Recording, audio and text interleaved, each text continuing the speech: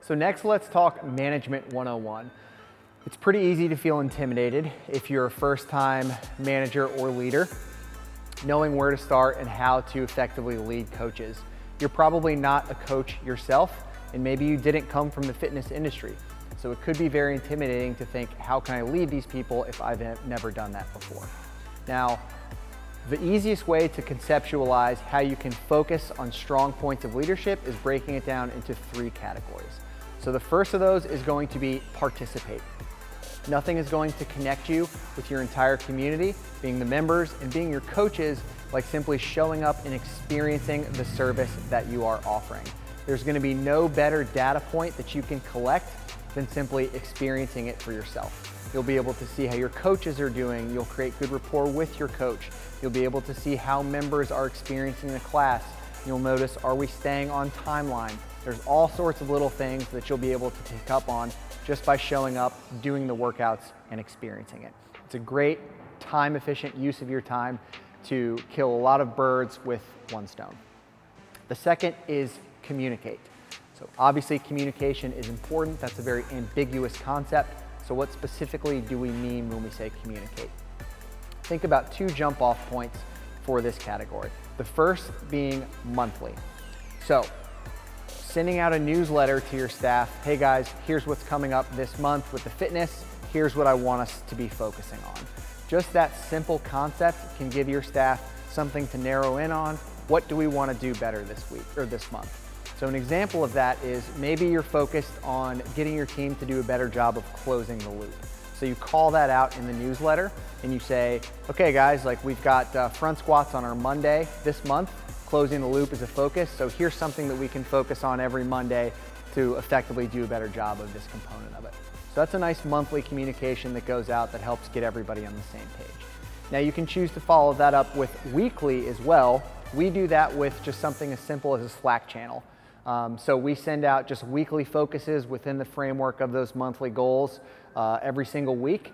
So an example of that going a step further is, say that closing the loop is the focus, and you might give somebody just like, okay, so hey guys, this week specifically, Wednesday, we have an opportunity to get into Flight Club.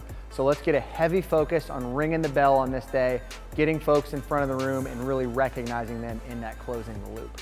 That might not be super appropriate to talk about in a monthly communication, but now that you're zooming in weekly with what's coming ahead, it's a very effective way to get everybody on that same page.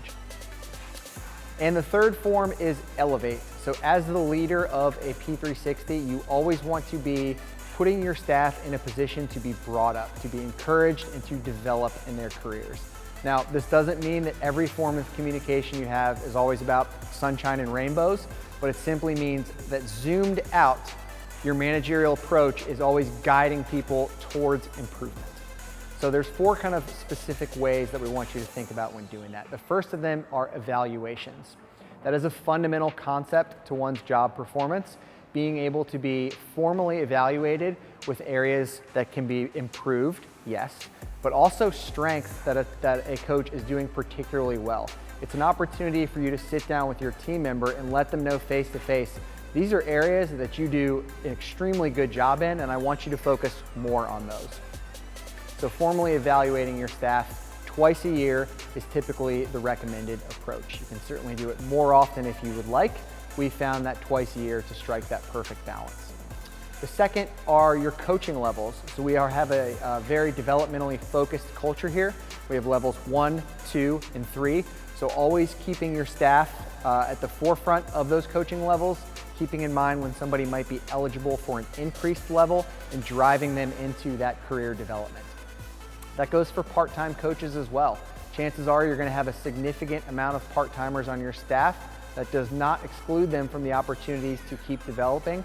You might find that those folks actually at times are going to pursue those areas of development more than even your full-timers.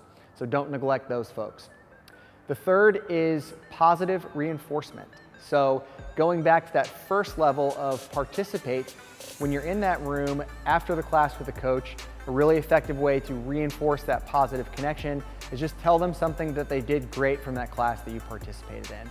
So it could be something like, hey Jen, awesome job on that walkthrough today. Like specifically, you nailed that component of coaching the hang things.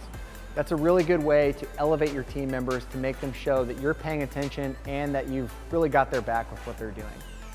And then the fourth form is negative feedback. So do not shy away from tough conversations, from critical evaluations, and from aspects that folks can improve upon. Everybody in their own development is going to hit roadblocks through their own natural skill sets as a human being. So in order to help those coaches and your team members push through those roadblocks, you've got to bring that to their attention in a way that coaches them, not degrades them. But always making sure we can't just always be telling everybody amazing job all the time without balancing areas that they can legitimately improve upon. That's how you create that culture of elevation and you get everybody developed and feeling good about how they're doing. So 3 forms of management to consider: participate, communicate, and elevate.